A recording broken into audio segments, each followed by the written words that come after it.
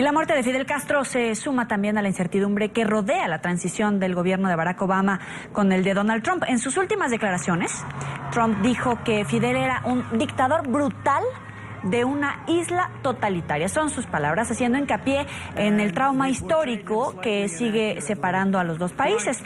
Tanto en vida como tras su muerte, Fidel Castro genera opiniones divididas, como lo hemos observado. ¿Es un revolucionario que plantó cara a la agresión estadounidense o un dictador que pisoteó los derechos humanos y las aspiraciones democráticas?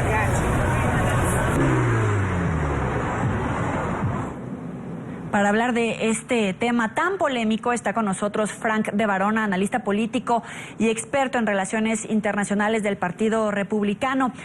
¿Cuál de esas dos caras tiene más peso o bien esas dos caras son una misma persona?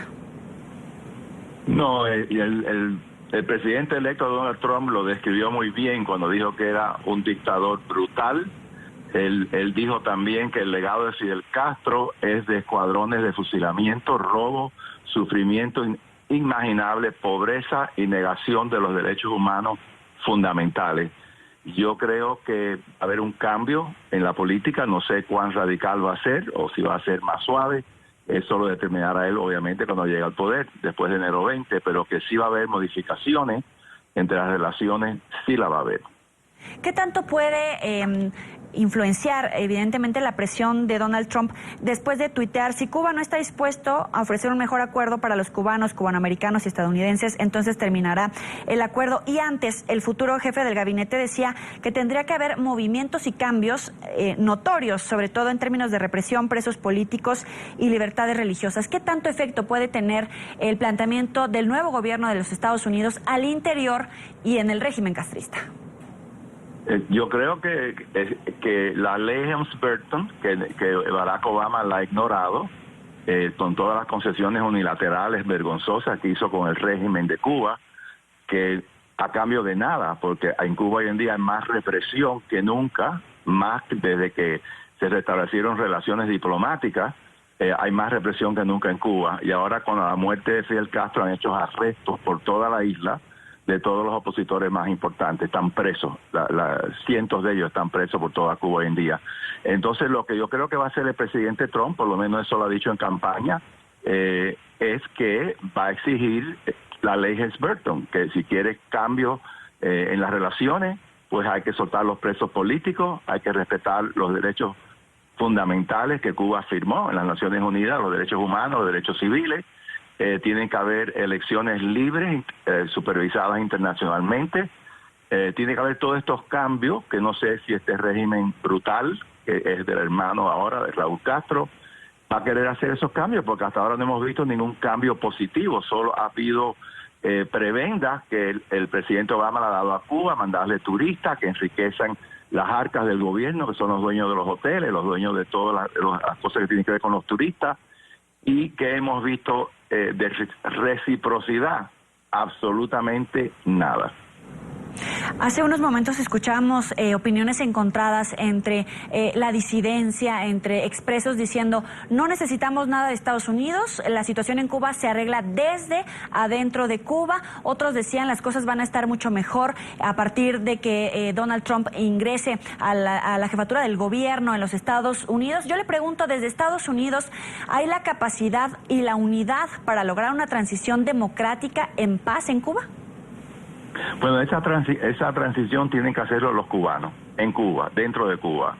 Estados Unidos no va a intervenir militarmente en Cuba ni nada, pero lo que sí va a hacer es, con un nuevo gobierno, dejar de darle oxígeno a esa dictadura brutal que ha estado en el poder casi 60 años, como lo está haciendo Barack Obama. Concesiones, quitó a Cuba de la lista de los países terroristas del tráfico humano. Cuba es el peor país de tráfico humano en el mundo, y hay una oficina de Hamas en Cuba, tienen ahí todo tipo de asesinos que se han escapado de la justicia, tienen un ejército de ocupación en Venezuela ayudando a esa nación que es un estado narco que ayuda a Hamas en el Líbano, Hezbollah, todos esos grupos terroristas. Cuba está envuelto en eso, y eso yo no creo que lo va a permitir este presidente.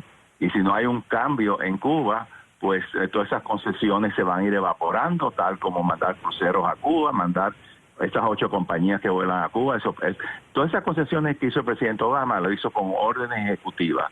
Y esa orden ejecutiva en un segundo se puede cambiar, simplemente anular las órdenes ejecutivas. Y eso es lo que nosotros esperamos que va a suceder. No sé cuán rápido, no sé si algunas cosas las va a dejar o otras no.